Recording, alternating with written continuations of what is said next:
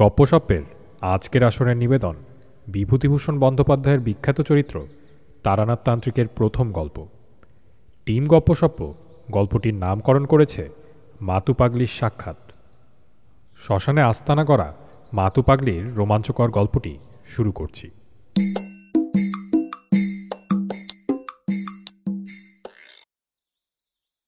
সন্ধ্যা হতে বেশি দেরি নেই।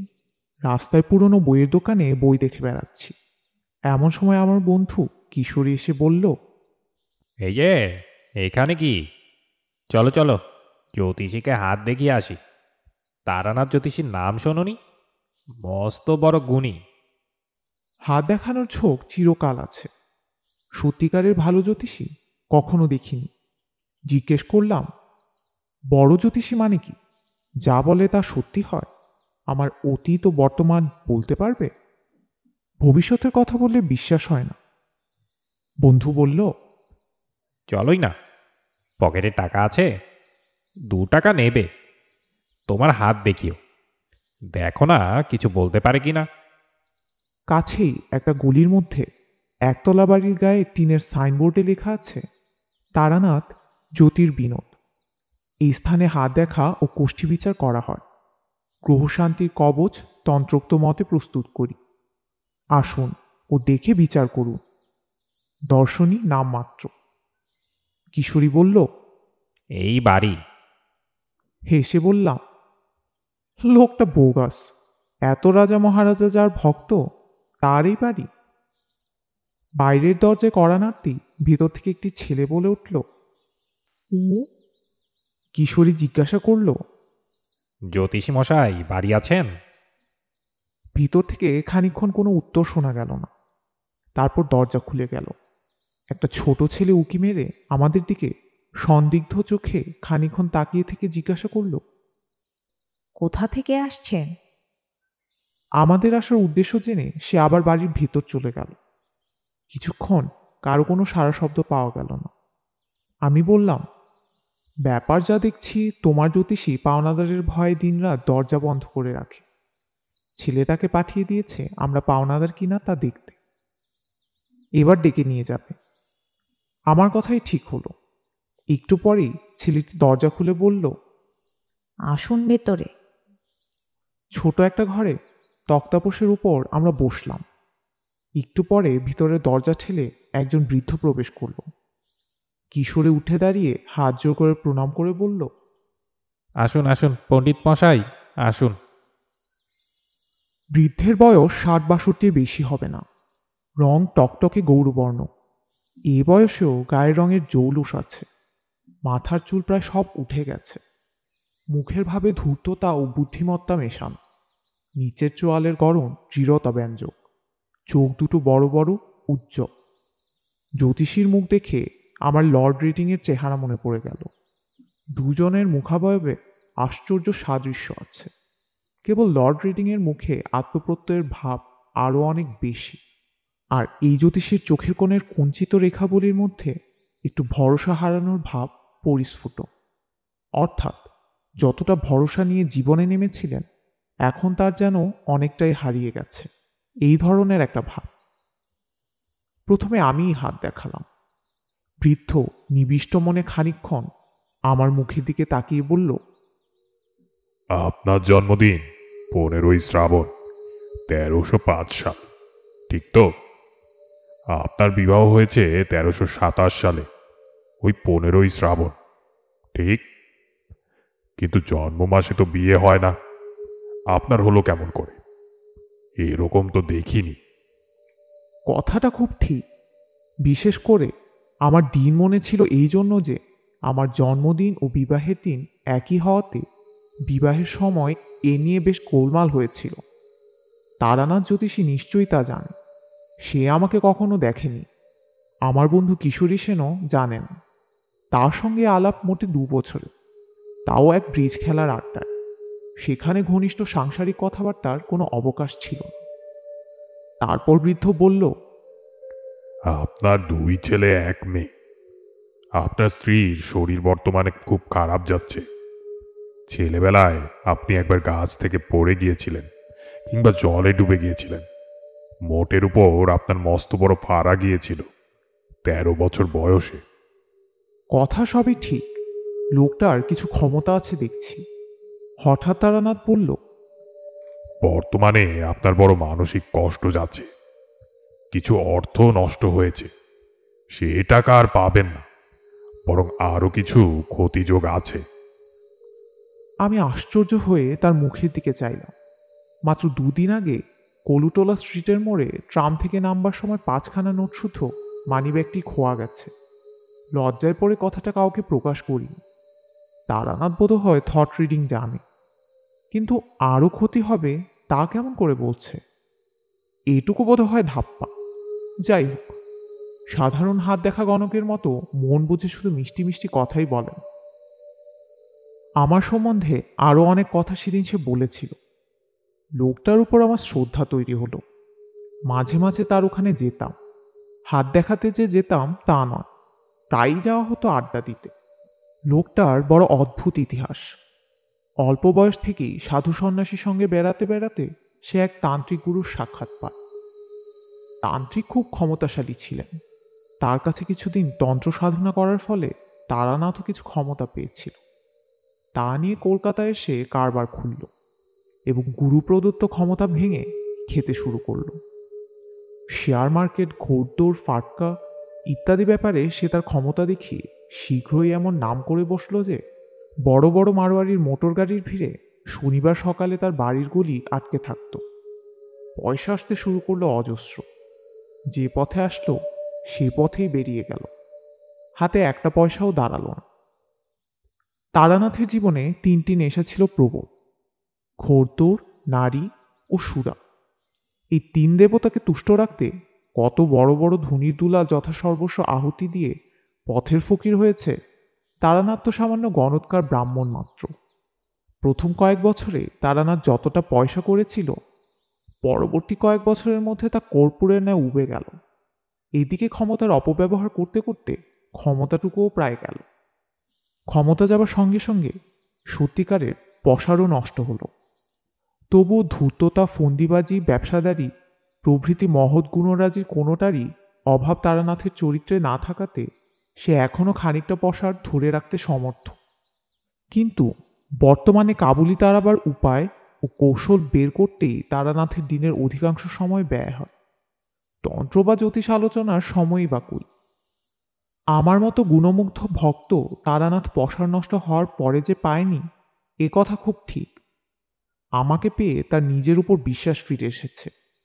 সুতরাং আমার সঙ্গে তারানাথের কেমন একটা বন্ধুত্ব জন্মালো। সে আমায় প্রায়ই বলে, তোমাকে সব শিখিয়ে দেব, তোমাকে শিষ্য করে রেখে যাব। লোকে দেখবে তারানাথের ক্ষমতা কিছু আছে কিনা। লোক পাইনি এতকাল যে তাকে কিছু দিই। একদিন বলল, চন্দ্র দর্শন করতে চাও? চন্দ্র দর্শন তোমাকে শিখিয়ে দেব। 2 হাতের আঙুলে 2 চোখ বুজে চেপে রেখে 2 বৃদ্ধাঙ্গুষ্ঠ দিয়ে কান জোরে চেপে ধরে চিত হয়ে শুয়ে থাকো। কিছুদিন অভ্যেস করলেই চন্দ্র দর্শন হবে। চোখের সামনে পূর্ণচন্দ্র দেখতে পাবে। ওপরে আকাশে পূর্ণচন্দ্র, আর নিচে একটা গাছের তলায় 2টি পরী। তুমি যা জানতে চাইবে পরীরা তাই বলে দেবে। ভালো করে চন্দ্র দর্শন যে অভ্যেস করেছে তার অজানা কিছু থাকে না। চন্দ্র দর্শন করি আর না করি, তারানাথের কাছে প্রায়ই যেতাম। লোকটা এমন সব অদ্ভুত কথা বলে যে পথে ঘাটে বড় একটা শোনা যায় না। দৈনন্দিন খেটে খাওয়ার জীবনের সঙ্গে তার কোনো সম্পর্কও নেই। পৃথিবীতে যে আবার সেসব ব্যাপার ঘটে তা তো কোনোদিন জানাই ছিল না। একদিন বর্ষার বিকালবেলা তারানাথের ওখানে গিয়েছি। তারানাথ পুরাতন একখানা তুলট কাগজের পুঁথির পাতা উল্টাচ্ছে। আমাকে দেখে বলল, চলো, বেলেঘাটাতে একজন বড় সাধু এসেছেন, দেখা করে আসি। খুব ভালো তান্ত্রিক শুনেছি। তারানাথের স্বভাবই ভালো সাধু সন্ন্যাসীর সন্ধান করে বেড়ানো, বিশেষ করে সাধু যদি আবার তান্ত্রিক হয়। তবে তারানাথ সব কাজ ফেলে তার পেছনে দিনরাত লেগে থাকবে। গেলাম বেলেঘাট। সাধুর ক্ষমতার মধ্যে দেখলাম তিনি আমাকে যে কোনো একটা গন্ধের নাম করতে বলল। আমি বেলফুলের নাম করতেই তিনি বললেন, পকেটে রুমাল আছে, বার করো দেখি। রুমাল বার করে দেখি তাতে বেলফুলের গন্ধ ভুর ভুর করছে। আমি সাধুর কাছ থেকে 5-6 হাত দূরে বসেছি এবং আমার পকেটে কেউ হাত দেয়নি। ঘরে আমি, তারানাথ ও সাধু ছাড়া অন্য কেউ নেই।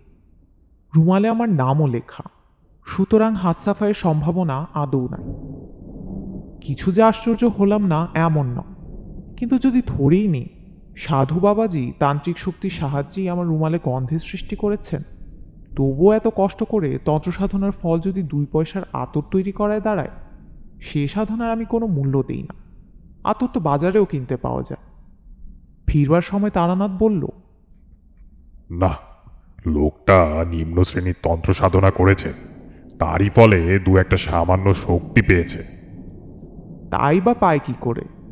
বৈজ্ঞানিক উপায়ে কৃত্রিম আতর প্রস্তুত করতেই তো অনেক তোড়জোড়ের দরকার হয়।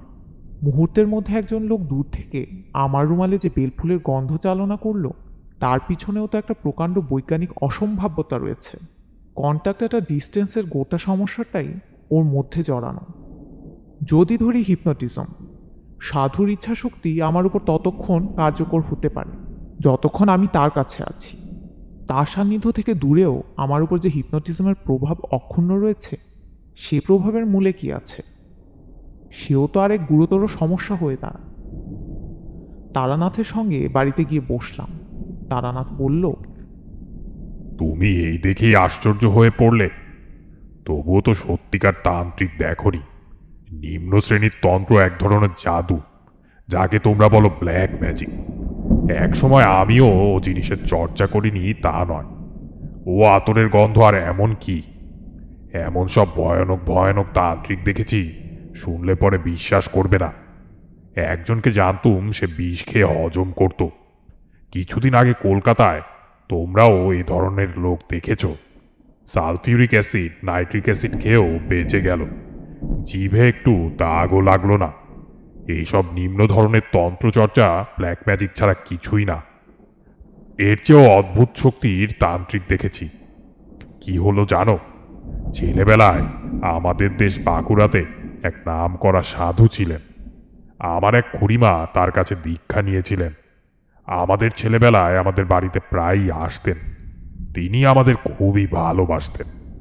আমাদের বাড়ি এলেই আমাদের নিয়ে গল্প করতে বসতেন, আর আমাদের প্রায়ই বলতেন, 2 চোখের মাঝখানে বুড়োতে একটা জ্যোতি আছে, ভালো করে চেয়ে দেখিস, দেখতে পাবি।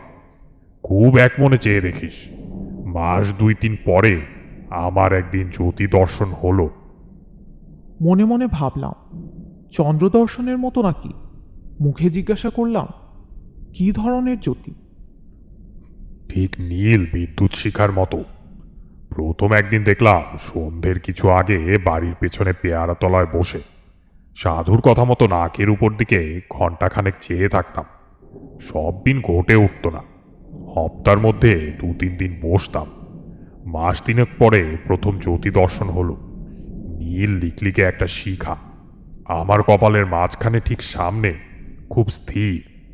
মিনিট খানেক ছিল প্রথম দিন। এইভাবে ছেলেবেলাতেই সাধু সন্ন্যাসী ও যোগ ইত্যাদি ব্যাপারে আকৃষ্ট হয়ে পড়ি। বাড়িতে আর মন টেকে না। ঠাকুমার বাক্স ভেঙে একদিন কিছু টাকা নিয়ে পালিয়ে গেলাম একেবারে সোজা কাশিতে। একদিন অহল্যাবাইয়ের ঘাটে বসে আছে। সন্ধে তখন উত্তীর্ণ হয়নি। মন্দিরে আরতি চলছে। এমন সময় একজন লম্বা চওড়া চেহারার সাধুকে কমণ্ডলু হাতে ঘাটের পৈঠায় নামতে দেখলাম। তার সারা দেহে এমন কিছু একটা ছিল যা আমাকে আর অন্যদিকে চোখ ফেরাতে দিল না। সাধু তো কতই দেখি, চুপ করে আছি।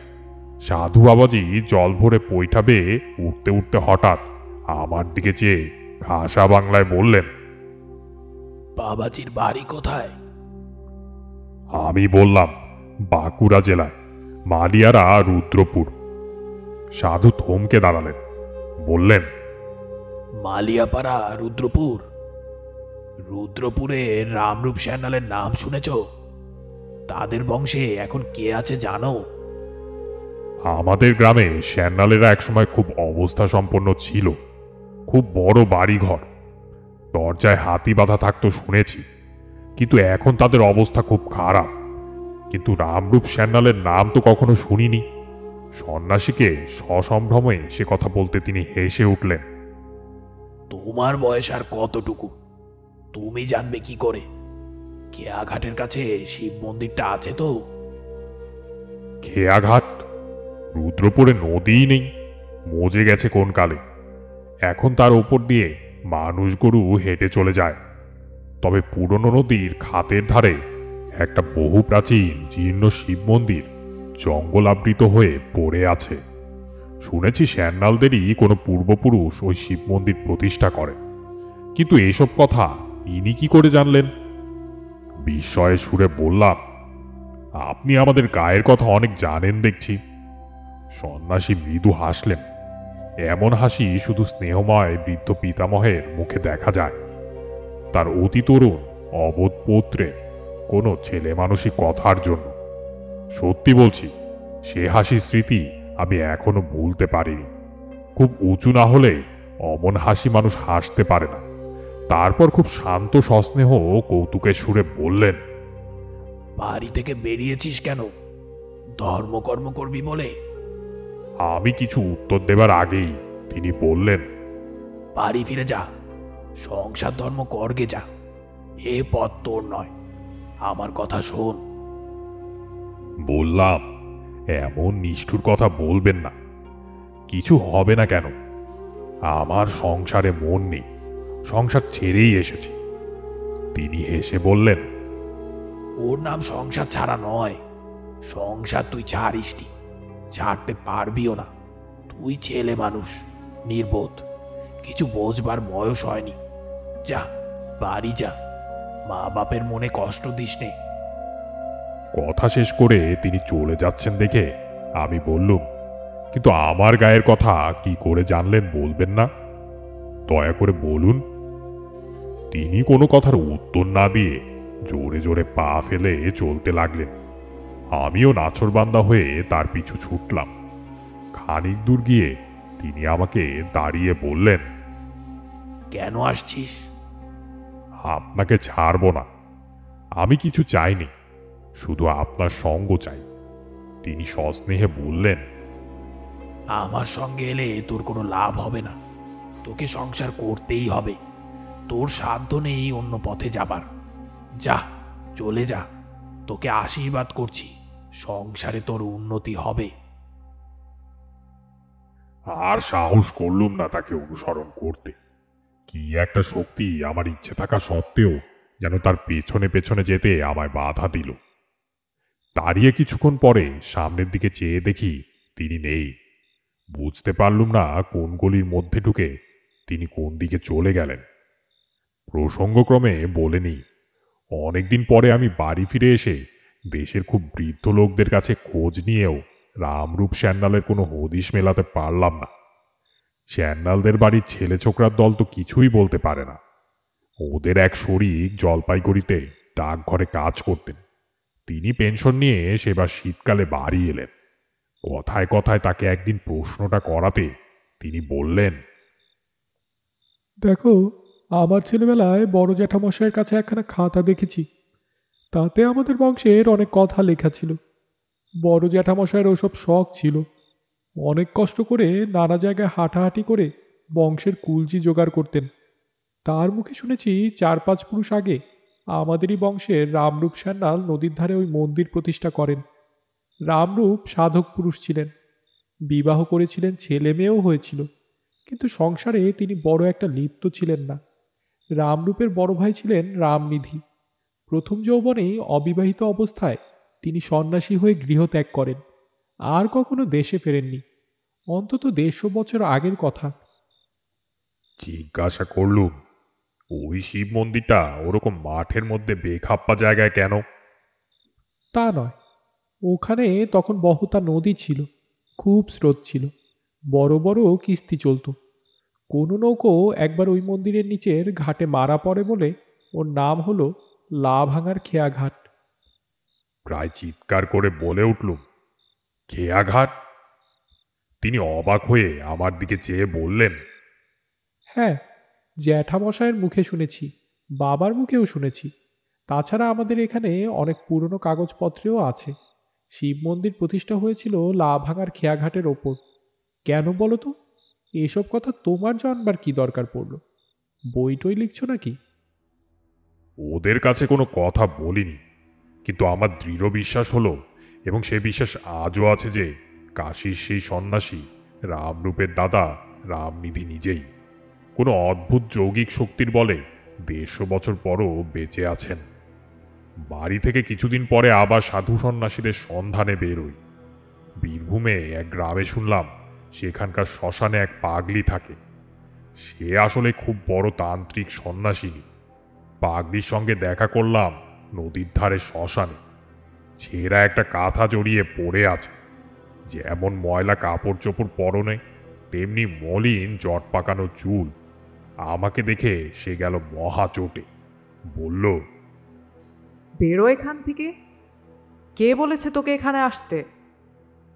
ওর আলু থালু বিকট মলিন চেহারা দেখে যে ভাব এসেছিল, সেটাকে অতি কষ্টে চেপে বললাম, মা, আমাকে আপনার শিষ্য করে নিন। অনেক দূর থেকে এসেছি, দয়া করুন আমার উপর। পাগলি চেঁচিয়ে বলে উঠল, পালা এখান থেকে, বিপদে পড়বি। নির্জন শ্মশান, ভয় হলো ওর মূর্তি দেখে। কি জানি মারবে টারবে নাকি।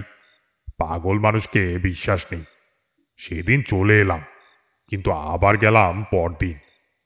পাগলি বলল, আবার কেন এলি?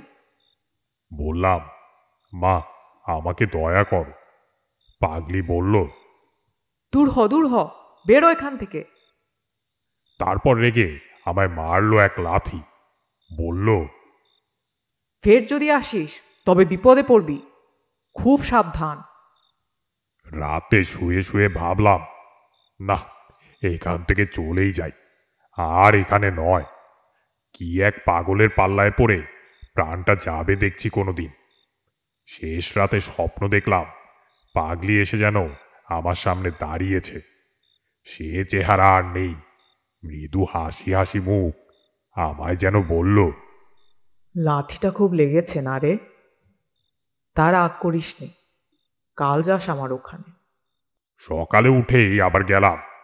ওমা, স্বপ্ন টপ্ন সব মিথ্যে। পাগলি আমায় দেখে মার মূর্তি হয়ে শ্মশানের একখানা পোড়া কাঠ আমার দিকে ছুঁড়ে মারল। আমিও তখন মরিয়া হয়েছি। বললাম, তুমি কেন রাত্রে আমায় বলতে গিয়েছিলে তবে স্বপ্নে? তুমি তো আমায় আসতে বললে, তাই এলাম। পাগলি খিলখিল করে হেসে উঠল।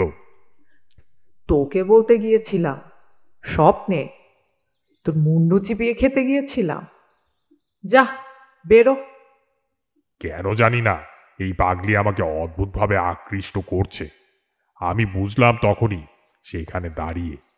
এ যতই আমাকে বাইরে তাড়িয়ে দেবার ভান করুক, আমার মনে হলো ভেতরে ভেতরে এ আমায় এক অজ্ঞাত শক্তির বলে টানছে। হঠাৎ সে বলল, বস এখানে। আঙুল তুলে দেখিয়ে দিল। তার আঙুল তুলে দেখিয়ে দেবার ভঙ্গিটা যেন খুব রাজা জমিদারের ঘরের কর্ত্রীর মতো। তার সে হুকুম পালন না করে উপায় নেই, কাজেই বসতে হলো। সে বলল, কেন এখানে এসে এসে বিরক্ত করিস বলতো? তোর দ্বারা কি হবে? কিচ্ছু হবে না। তোর সংসারে এখনো পুরো ভোগ রয়েছে। আমি চুপ করেই থাকলাম। খানিকটা বাদে পাগলি বলল, আচ্ছা, কিছু খাবি? আমার এখানে যখন এসেছিস, তার উপর আবার বামুন, তখন কিছু খাওয়ানো দরকার। বল কি খাবি? পাগলির শক্তি কতদূর দেখবার জন্য বড় কৌতূহল হলো। এর আগে লোকের মুখে শুনে এসেছি, যা চাওয়া যায় সাধু সন্ন্যাসীরা এনে দিতে পারে। কলকাতার গন্ধ বাবাজির কাছে খানিকটা যদিও দেখেছি, সে আমায় ততটা আশ্চর্য বলে মনে হয়নি। বললাম, খাবো। অমৃতি, জিলিপি, ক্ষীরের বরফি আর বর্তমান কলা। পাগলি এক আশ্চর্য ব্যাপার করল। শ্মশানের কতগুলো পোড়া কয়লা পাশেই পড়েছিল। হাতে তুলে নিয়ে বলল, এই নে, ক্ষীরের বরফি। আমি তো অবাক। ইতস্তত করছি দেখে সে পাগলের মতো খিলখিল করে কি একরকম অসম্বন্ধ হাসি হেসে বলল, খা খা, ক্ষীরের বরফি খা। আমার মনে হলো এ তো দেখছি পুরো পাগল, কোনো কাণ্ডজ্ঞান নেই, এর কথায় মরা পোড়ানো কয়লা মুখে দেব? ছি ছি। কিন্তু আমার তখন আর ফেরবার পথ নেই, অনেক দূর এগিয়েছি। দিলুম সেই কয়লা মুখে পুড়ে, যা থাকে কপালে। পরক্ষণেই থুতু করে সে বিশ্রী বিশ্বাস চিতার কয়লার টুকরো মুখ থেকে বার করে ফেলে দিলুম। পাগলি আবার খিলখিল করে হেসে উঠল। রাগে দুঃখে আমার চোখে তখন জল এসেছে। কি বোকামি করেছি এখানে এসে! এ পাগল ছাড়া আর কিছুই নয়, বদ্ধ উন্মাদ। পাড়াগাঁয়ের ভূতেরা সাধু বলে নাম রটিয়েছে। পাগলি হাসি থামিয়ে বিদ্রুপের সুরে বলল, খেলি রাবড়ি, বর্তমান কলা, পেটুক কোথাকার। পেটের জন্য এসেছো শ্মশানে আমার কাছে? দূর হ জানোয়ার, দূর হ। আমার ভয়ানক রাগ হল।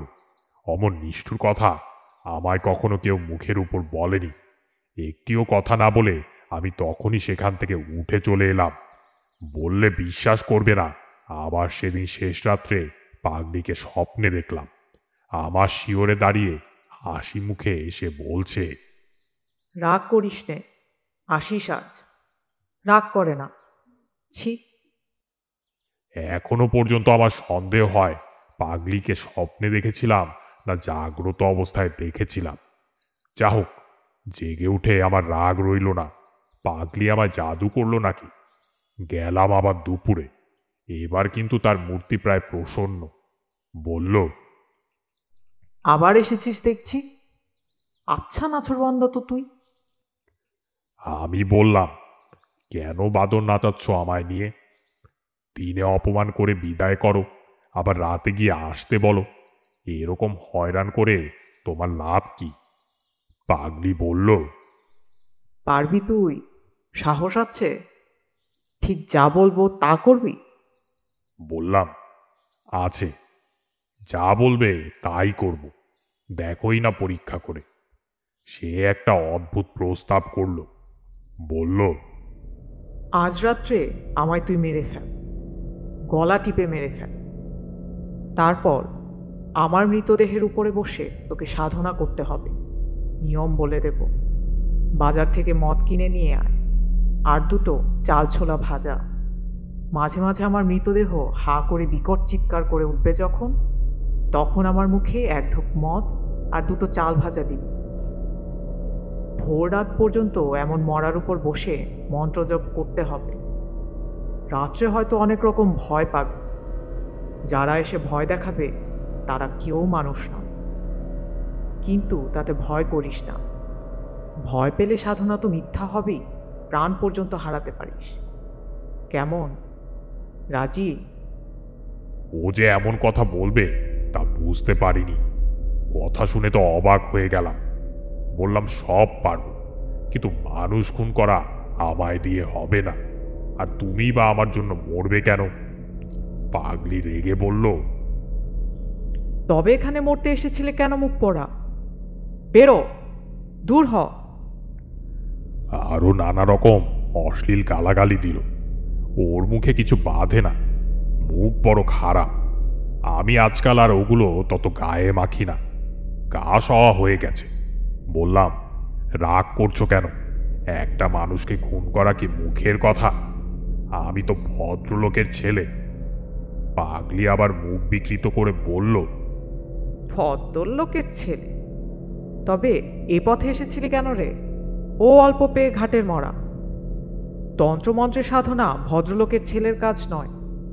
যা, গিয়ে কামিজ চাদর পরে হৌসে চাকরি কর গিয়ে। বেরো। বললাম, তুমি শুধুই রাগ করো। পুলিশের হাঙ্গামার কথাটা তো ভাবছো না। আমি যখন ফাঁসি যাব তখন ঠেকাবে কে? মনে মনে আবার সন্দেহ হলো। এ নিতান্তই পাগল, বদ্ধ উন্মাদ। এর কাছে এসে শুধু এতদিন সময় নষ্ট করেছি, তাছাড়া আর কিছুই না। তখনই মনে পড়ল পাগলির মুখে শুদ্ধ সংস্কৃত শ্লোক শুনেছি, তন্ত্রের কথাও শুনেছি। সময় সময়ে সত্যই এমন কথা বলে যে তাকে বিদুষী বলে সন্দেহ হয়। সেদিন থেকে পাগলি আমার উপর প্রসন্ন হলো। বিকেলে যখন গেলাম তখন আপনি ডেকে বলল, আমার রাগ হলে আর জ্ঞান থাকে না। তোকেও বেলা গালাগালি দিয়েছি, কিছু মনে করিস নে। ভালোই হয়েছে তুই সাধনা করতে চাসনি। ওসব নিম্নতন্ত্রের সাধনা, ওতে মানুষের কতকগুলো শক্তি লাভ হয়, তাছাড়া আর কিছু হয় না। বললাম, কিভাবে শক্তি লাভ হয়? পাগলি বলল, পৃথিবীতে নানা রকম জীব আছে, তাদের চোখে দেখতে পাওয়া যায় না। মানুষ মরে দেহশূন্য হলে চোখে দেখা যায় না, আমরা তাদের বলি ভূত। এছাড়া আরও অনেক রকম প্রাণী আছে, তাদের বুদ্ধি মানুষের চেয়ে কম, কিন্তু শক্তি বেশি, এদেরও দেখা যায় না। তন্ত্রে এদের ডাকিনী, শাখিনী এই সব নাম। এরা কখনো মানুষ ছিল না, মানুষ মরে যেখানে যায় এরা সেখানকার প্রাণী। মুসলমান ফকিরেরা এদের জিন বলে। এদের মধ্যে ভালো মন্দ দুইই আছে। তন্ত্র সাধনার বলে এদের বশ করা যায়। তখন যা বলা যায় এরা তাই করে, করতেই হবে, না করে উপায় নেই। কিন্তু এদের নিয়ে খেলা করার বিপদ আছে। অসাবধান তুমি যদি হয়েছ, তোমাকে মেরে ফেলতে পারে। অবাক হয়ে ওর কথা শুনছিলাম। এইসব কথা আর কখনো শুনিনি। এর মতো পাগলের মুখেই এ কথা সাজে। আর যেখানে বসে শুনছি তার পারিপার্শ্বিক অবস্থাও এ কথার উপযুক্ত বটে। গ্রাম্য শ্মশান, একটা বড় তেঁতুল গাছ, আর একদিকে কতকগুলো শিমুল গাছ। 2-4 দিন আগে এর একটা চিতার কাঠকয়লা আর একটা কলসি জলের ধারে পড়ে আছে। কোনো দিকে লোকজন নেই। অজ্ঞাতসারে আমার গা যেন শিউরে উঠল। পাগলি তখনও বলে যাচ্ছে অনেক সব কথা, অদ্ভুত ধরনের কথা। এক ধরনের অপদেবতা আছে, তন্ত্রে তাদের বলে হাকিনী। তারা অতি ভয়ানক জীব, বুদ্ধি মানুষের চেয়ে অনেক কম। দয়া মায়া বলে পদার্থ নেই তাদের, পশুর মতো মন। কিন্তু তাদের ক্ষমতা সবচেয়ে বেশি। এরা যেন প্রেত লোকের বাঘ ভালু। ওদের দিয়ে কাজ বেশি হয় বলে যাদের বেশি দুঃসাহস, এমন তান্ত্রিকেরা হাকিনী মন্ত্রে সিদ্ধ হবার সাধনা করে। হলে খুবই ভালো, কিন্তু বিপদের ভয়ও পদে পদে। তাদের নিয়ে যখন তখন খেলা করতে নেই, তাই তোকে বারণ করি। তুই বুঝিস নে, তুই রাগ করিস। কৌতূহল আর সংবরণ করতে না পেরে জিজ্ঞাসা করলাম, তুমি তাহলে হাকিনী মন্ত্রে সিদ্ধ, তাই না? পাগলি চুপ করে রইল। আমি তাকে আর প্রশ্ন করলাম না। বুঝলাম পাগলি এ কথা কিছুতেই বলবে না, কিন্তু এ বিষয়ে আমার কোনো সন্দেহ রইল না। পরদিন গ্রামের লোক আমাকে পাগলির সম্বন্ধে অনেক কথা বলল। আপনি ওখানে যাবেন না এত ঘন ঘন। পাগলি ভয়ানক মানুষ। ওর মধ্যে এমন শক্তি আছে আপনাকে একেবারে সর্বনাশ করে দেবে। ওকে বেশি ঘাটাবেন না মশাই। গায়ের কোনো লোক ওর কাছে ঘেঁষেও না। বিদেশি লোক মারা পড়বেন শেষে। মনে মনে ভাবলাম, আমার আর কি করবে? যা করবার তা করেছে, তার কাছে না গিয়ে থাকবার শক্তি আমার নেই। তারপরে একদিন যা হলো তা বিশ্বাস করবে না। একদিন সন্ধ্যের পর পাগলির কাছে গিয়েছি, কিন্তু এমনভাবে গিয়েছি পাগলি যেন না টের পায়। পাগলির সেই বটতলায় গিয়ে হঠাৎ অবাক হয়ে দাঁড়িয়ে রইলাম। বটতলায় পাগলি বসে নেই, তার বদলে একটা ষোড়শী বালিকা গাছের গুঁড়িতে ঠেস দিয়ে সামনের দিকে চেয়ে রয়েছে। চোখের ভুল নয় মশায়, আমার তখন কাঁচা বয়স, চোখে ঝাপসা দেখবার কথা নয়, স্পষ্টই দেখলাম।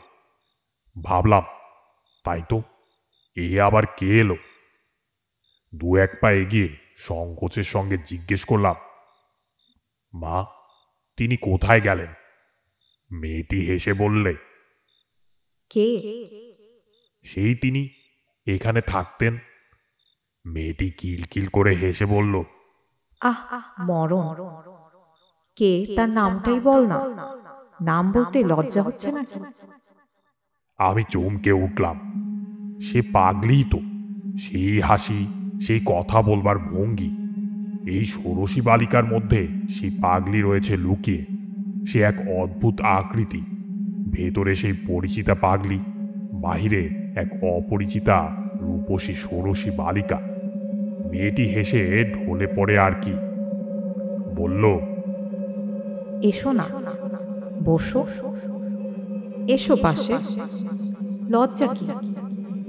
আহা, আর অত লজ্জার দরকার নেই, এসো তো। হঠাৎ আমার বড় ভয় হলো। মেয়েটি রকম সকম আমার ভালো বলে মনে হলো না। তাছাড়া আমার বিশ্বাস হলো এ পাগলি আমায় কোনো বিপদে ফেলবার চেষ্টায় আছে। ফিরে চলে যাচ্ছি এমন সময় পরিচিত কণ্ঠের ডাক শুনে থমকে দাঁড়ালাম। দেখি বটতলায় পাগলি বসে আছে, আর কেউ কোথাও নেই। আমার তখনও ভয় যায়নি। ভাবলাম আজ আর কিছুতেই এখানে থাকবো না, আজ ফিরে যাই। পাগলি বলল, এসো, বসো। বললাম, তুমি ওরকম ছোট মেয়ে সেজেছিলে কেন? তোমার মতলবখানা কি? পাগলি বলল, আহ মরণ, ঘাটের মরা আবোল তাবোল বকছে। বললাম, না, সত্যি কথা বলছি, আমায় কোনো ভয় দেখিও না, যখন তোমায় মা বলে রেখেছি। পাগলি বলল, শোন তবে, তুই সেরকম নোস, তন্ত্রের সাধনা তোকে দিয়ে হবে না। অত সাধু সেজে থাকবার কাজ নয়। থাক, তোকে দু একটা কিছু দেব, তাতেই তুই করে খেতে পারবি। একটা মরা চাই। আসবে, শিগগিরই অনেক মরা আসবে, এ ঘাটেই আসবে। ততদিন অপেক্ষা কর, কিন্তু যা বলে দেবে তাই করবি। রাজি আছিস? সব সাধনা ভিন্ন, কিচ্ছু হবে না। তখন আমি মরিয়া হয়ে উঠেছি। আমি ভীতু লোক ছিলাম না কোনো কালেই, তবুও কখনো মরার উপর বসে সাধনা করব এ কল্পনাও করিনি। কিন্তু রাজি হলাম পাগলির এই প্রস্তাবে। বললাম, বেশ, তুমি যা বলবে তাই করব, কিন্তু পুলিশের হাঙ্গামার মধ্যে যেন না পড়ি, আর সব তাতে রাজি আছি। একদিন সন্ধ্যের কিছু আগে গিয়েছি। সেদিন দেখলাম পাগলির ভাবটা কেমন কেমন যেন। ও আমায় বলল, একটা মরা পাওয়া গিয়েছে, চুপি চুপি এসো। জলের ধারে বড় একটা পাকুড় গাছের শেকড় জলের মধ্যে অনেকখানি নেমে গেছে। সেই জড়ানো পাকানো জলমগ্ন শেকড়ের মধ্যে একটা 16-17 বছরের মেয়ের মরা বেঁধে আছে। কোনো ঘাট থেকে ভেসে এসেছে বোধ হয়। তোল মরাটা, শেকড় বেয়ে নেমে যা, জলের মধ্যে মরা হালকা হবে। ওকে তুলে শেকড়ে রেখে দে, ভেসে না যায়। তখন কি করছি জ্ঞান ছিল না। মরার পরনে তখনও কাপড়, সে কাপড় জড়িয়ে গেছে শেকড়ের মধ্যে। আমাকে বিশেষ বেগ পেতে হলো না, অল্প চেষ্টাতেই সেটা টেনে তুলতে পারলাম। পাগলি বলল, মরার উপর বসে তোকে সাধনা করতে হবে। ভয় পাবি নে তো? ভয় পেয়েছো কি মরেছো? আমি হঠাৎ আশ্চর্য হয়ে চিৎকার করে উঠলাম। মরার মুখ তখন আমার নজরে পড়েছে। সেদিনকার সেই ষোড়শী বালিকা, অবিকল সেই মুখ, সেই চোখ, কোনো তফাৎ নেই। পাগলি বলল, চেঁচিয়ে মরছিস কেন? ওহ, আপদ! আমার মাথার মধ্যে কেমন গোলমাল হয়ে গেছে তখন। পাগলিকে দেখে তখন আমার অত্যন্ত ভয় হলো। মনে ভাবলাম, এ অতি ভয়ানক লোক দেখছি। গায়ের লোক ঠিকই বলে, কিন্তু ফেরবার পথ তখন আমার বন্ধ। পাগলি আমায় যা যা করতে বলল, সন্ধে থেকে আমাকে তা করতে হলো। সব সাধনার অনুষ্ঠান সম্বন্ধে সব কথা তোমায় বলবারও নয়। সন্ধ্যের পর থেকে আমি সবের উপর আসন করে বসলাম। পাগলি একটা অর্থশূন্য মন্ত্র দিল। আমার বিশ্বাস হয়নি যে এতে কিছু হয়। এমনকি ও যখন বলল, যদি কোনো বিভীষিকা দেখো, তবে ভয় পেও না, ভয় পেলেই মরবে। তখনও আমার বিশ্বাস হয়নি। রাত্রি দুপুর হলো ক্রমে। নির্জন শ্মশান, কেউ কোনো দিকে নেই। অন্ধকারে দিক বিদিক লুকিয়েছে। পাগলি কোথায় গেল তা আমি দেখিনি। হঠাৎ এক পাল শেয়াল ডেকে উঠল নদীর ধারে। শেয়ালের ডাক তো কতই শুনি, কিন্তু সেই ভয়ানক শ্মশানে একটা টাটকা মরার উপর বসে সেই শেয়ালের ডাকে আমার সর্বাঙ্গ শিউরে উঠল। ঠিক সঙ্গে সঙ্গে একটা ব্যাপার ঘটল। বিশ্বাস করো আর না করো, তোমার ইচ্ছে, কিন্তু তোমার কাছে মিথ্যে বলে আমার কোনো স্বার্থ নেই। আমি তারানাথ জ্যোতিষী, বুঝি কেবল পয়সা। তুমি আমাকে 1 পয়সা দেবে না, সুতরাং তোমার কাছে মিথ্যে বলতে যাব কেন? শেয়াল ডাকার সঙ্গে সঙ্গে আমার মনে হলো শ্মশানের নিচে নদী জল থেকে দলে দলে সব বউ মানুষেরা উঠে আসছে।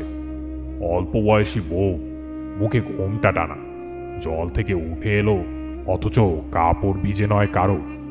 দলে দলে 1টা 2টো 5টা 10টা, এমনকি 20 জন। তারা সকলে এসে আমায় ঘিরে ধরল। আমি এক মনে মন্ত্র জপ করছি, ভাবছি যা হয় হবে। একটু পরে ভালো করে চাইতে দেখি আমার চারপাশে একটাও বউ নয়, সব কররা পাখি। বীরভূমে নদীর চরে যথেষ্ট হয়, দুপায়ে গম্ভীরভাবে হাঁটে, ঠিক যেন মানুষের মতো। এই মুহূর্তে মনটা হালকা হয়ে গেল। চিন্তাটা আমার সম্পূর্ণ শেষ হয়নি। পরক্ষণেই আমার চারপাশে মেয়ে গলার কারা যেন খলখল করে হেসে উঠল। হাসির শব্দে আমার গায়ের রক্ত আরো হিম হয়ে জমে গেল যেন। চেয়ে দেখি তখন একটাও পাখি নয়, সবই অল্প বয়সী বউ। তারা তখন সবাই একযোগে ঘোমটা খুলে আমার দিকে চেয়ে আছে, আর তাদের চারদিকে সেই বড় মাঠের যেদিকে তাকাই অসংখ্য নরকঙ্কাল দূরে নিকটে ডানে বায়ে অন্ধকারের মধ্যে সাদা সাদা দাঁড়িয়ে আছে। কতকালের পুরনো জীর্ণ হাড়ের কঙ্কাল। তাদের অনেকগুলোর হাতে আঙুল নেই, অনেকগুলোর হাড় রোদে জলে চটা উঠে ক্ষয়ে গেছে। কোনোটার মাথার খুলি ফুটো, কোনোটার পায়ের নড়ির হাড় ভেঙে বেঁকে আছে। তাদের মুখও নানা দিকে ফেরানো। দাঁড়াবার ভঙ্গি দেখে মনে হয় কেউ যেন তাদের বহু যত্নে তুলে ধরে দাঁড় করিয়ে রেখেছে। কঙ্কালের আড়ালে পেছন থেকে যে লোকটা এদের খাড়া করে রেখেছে, সে যেই ছেড়ে দেবে অমনি কঙ্কালগুলো হুড়মুড় করে ভেঙে পড়ে গিয়ে জীর্ণ ভাঙাচোরা তোবড়ানো নোনা ধরা হাড়ের রাশির স্তূপাকার হয়ে উঠবে। অথচ তারা যেন সবাই সজীব, সকলেই আমাকে পাহারা দিচ্ছে। আমি যেন প্রাণ নিয়ে শ্মশান থেকে পালাতে না পারি। হাড়ের হাত বাড়িয়ে একযোগে সবাই যেন আমায় গলা টিপে মারার অপেক্ষা করছে। সোজা দৌড় দেব ভাবছি, এমন সময় দেখি আমার সামনে যেন এক অতি রূপসী বালিকা আমার পথ আগলে হাসি মুখে দাঁড়িয়ে। এ আবার কি? যাও, সব রকম ব্যাপারের জন্য আজ প্রস্তুত না হয়ে সব সাধনা করতে নামিনি। আমি কিছু বলবার আগেই মেয়েটি হেসে হেসে বলল, আমি ষোড়শী, মহাবিদ্যাদের মধ্যে শ্রেষ্ঠ। আমায় তোমার পছন্দ হয় না? মহাবিদ্যা টহাবিদ্যার নাম শুনেছিলাম বটে পাগলির কাছে, কিন্তু তাদের তো শুনেছি অনেক সাধনা করেও দেখা মেলে না, আর এত সহজে আমি দেখা পেলাম। বললাম, আমার মহা সৌভাগ্য যে আপনি এসেছেন, আমার জীবন ধন্য হলো। মেয়েটি বলল, তবে তুমি মহাডামরি সাধনা করছো কেন? আগে আমি তো জানি নে কোন সাধনা কিরকম।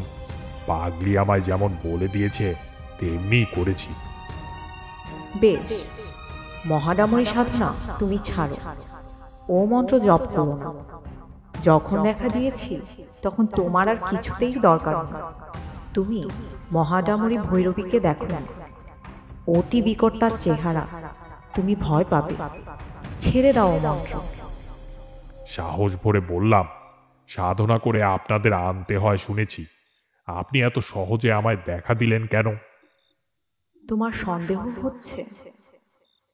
আমার মনে হলো এ মুখ আমি আগেও কোথাও দেখেছি, কিন্তু তখন আমার মাথায় গোলমাল হয়ে গেছে, কিছুই ঠিক করতে পারলাম না। বললাম, সন্দেহ নয়, কিন্তু বড় আশ্চর্য হয়ে গেছি। আমি কিছুই জানি না কে আপনারা। যদি অপরাধ করি মাপ করুন, কিন্তু কথাটার জবাব যদি পাই। বালিকা বলল, মহাডামরিকে চেনো না? আমাকেও চেনো না? তাহলে আর চিনে কাজ নেই। এসেছি কেন জিজ্ঞেস করছো? দিব্যেক পথের নাম শুনুনি তন্ত্রে? পাষণ্ড দলনের জন্য ওই পথে আমরা পৃথিবীতে নেমে আসি।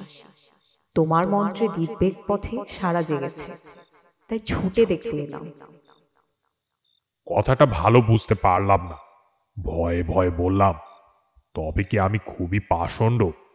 বালিকা খিলখিল করে হেসে উঠল, বলল, তোমার বেলায় এসেছি সম্প্রদায় রক্ষার জন্য, অত ভয় কিসে? আমি না তোমাকে লাথি মেরেছি, শ্মশানের পোড়া কাঠ ছুঁড়ে মেরেছি? তোমাকে পরীক্ষা না করে কি সাধনার নিয়ম বলে দিয়েছি তোমাকে? আমি ভয়ানক আশ্চর্য হয়ে গেছি। বলে কি?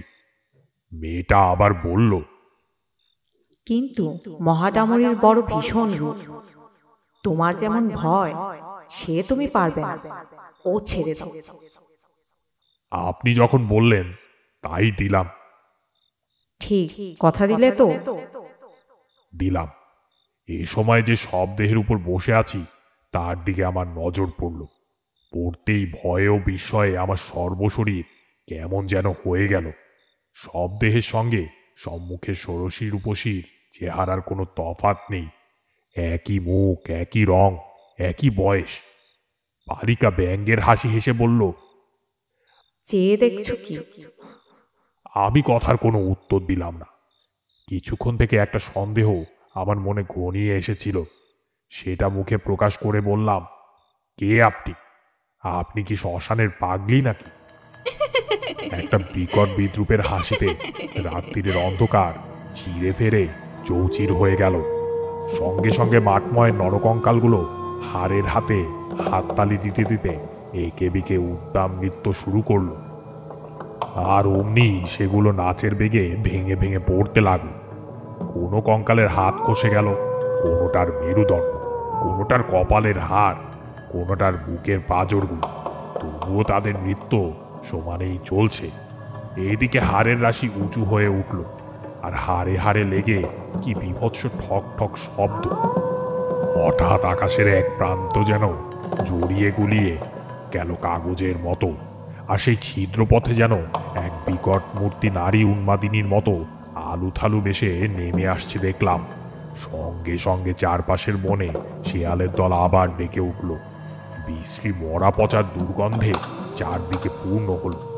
পেছনের আকাশটা আগুনের মতো রাঙা মেঘে ছেয়ে গেল। তার নিচে শকুনি উঠছে সে গভীর রাত্রে।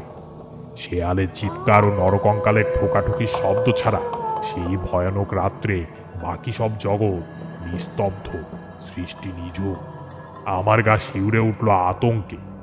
পিশাচটা আমার দিকে যেন ছুটে আসছে, তার আগুনের ভাটার মতো জ্বলন্ত দু চোখে ঘৃণা, নিষ্ঠুরতা ও বিদ্রুপ মেশানো।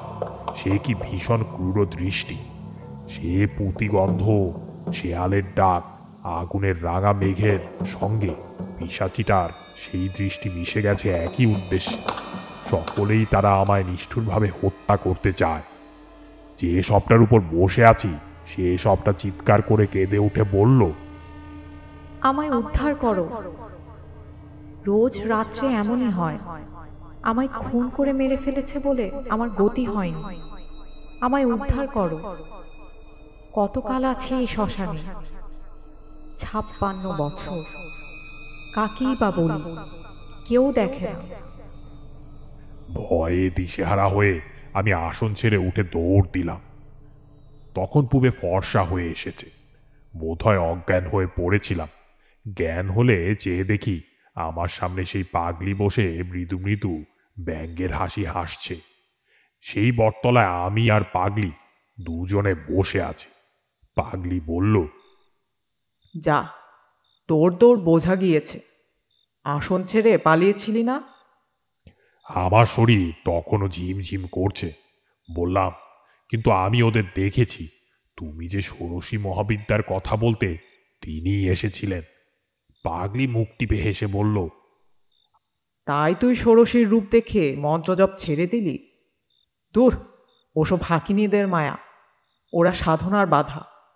তুই ষোড়শীকে চিনিস না। শ্রী ষোড়শী সাক্ষাৎ ব্রহ্মশক্তি এবং দেবী ত্রক্ষরিত মহাষোড়শী সুন্দরী।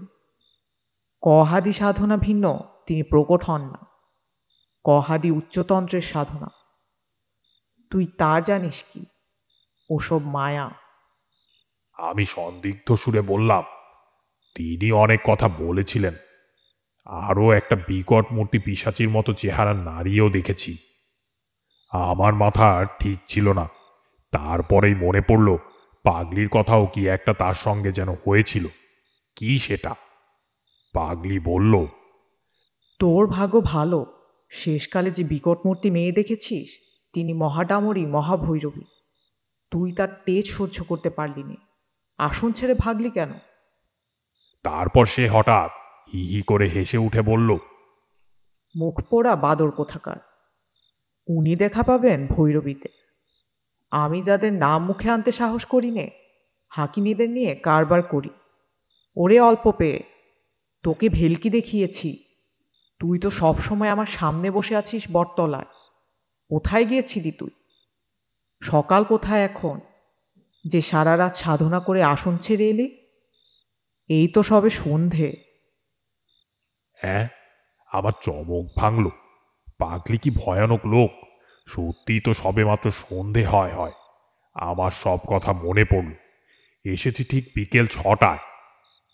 আষাঢ় মাসে দীর্ঘ বেলা, মরা ডাঙায় তোলা সব সাধনা, নরকঙ্কাল, ষোড়শী, উড়ন্ত চিল, শকুনির ঝাঁক, সব আমার ভ্রম। হতভম্বের মতো বললাম, কেন এমন ভোলালে আর মিথ্যে এত ভয় দেখালে? পাগলি বলল, তোকে বাজিয়ে নিচ্ছিলাম। তোর মধ্যে সে জিনিস নেই। তোর কর্ম নয় তন্ত্রের সাধনা। তুই আর কোনোদিন এখানে আসবার চেষ্টা করবি না, এলেও আর দেখা পাবি না। বললাম, একটা কথার উত্তর শুধু দাও। তুমি তো অসাধারণ শক্তি ধরো, তুমি ভেলকি নিয়ে থাকো কেন? উচ্চতন্ত্রের সাধনা করো না কেন? পাগলি এবার একটু গম্ভীর হলো, বলল, তুই সে বুঝবি নে। মহাষোড়শী, মহাডামরী, ত্রিপুরা এরা মহাবিদ্যা, ব্রহ্মশক্তির নারীরূপ। এদের সাধনা এক জন্মে হয় না। আমার পূর্বজন্ম এমনই কেটেছে, এই জন্মও গেল। গুরুর দেখা পেলাম না। যা, তুই ভাগ। তোর সঙ্গে এসব ওকে কি করব? তোকে কিছু শক্তি দিলাম, তবে রাখতে পারবি না বেশি দিন। যা, পালা। চলে এলাম। সে আর 40 বছরের কথা। আর যায়নি, ভয়েই যায়নি। পাগলির দেখাও পাইনি আর কোনোদিন। তখন চিনতাম না, বয়স ছিল কম। এখন আমার মনে হয় যে পাগলি সাধারণ মানবী নয়, সংসারের কেউ ছিল না সে। লোকচক্ষুর আড়ালে থাকবার জন্য পাগল সেজে কেন যে চিরজন্ম শ্মশানে মশানে ঘুরে বেড়াতো, তুমি আমি সামান্য মানুষ তার কি বুঝবো? যাক সেসব কথা। শক্তি পাগলি দিয়েছিল, কিন্তু রাখতে পারিনি। ঠিকই বলেছিল, আমার মনে অর্থের লালসা ছিল, তাতেই সব গেল। কেবল চন্দ্র দর্শন এখনো করতে পারি। তুমি চন্দ্র দর্শন করতে চাও? এসো, চিনিয়ে দেব 2 হাতের বুড়ো আঙ্গুল দিয়ে। আমি দেখলাম তারানাথের বকুনি থামবে না যতক্ষণ এখানে আছি। উঠে পড়লাম। বেলা 12টা বাজে। আপাতত চন্দ্রদর্শন অপেক্ষা গুরুতর কাজ বাকি। তারানাথের কথা বিশ্বাস করেছে কিনা জিজ্ঞেস করছেন? এ প্রশ্নের উত্তর আমি দেব না।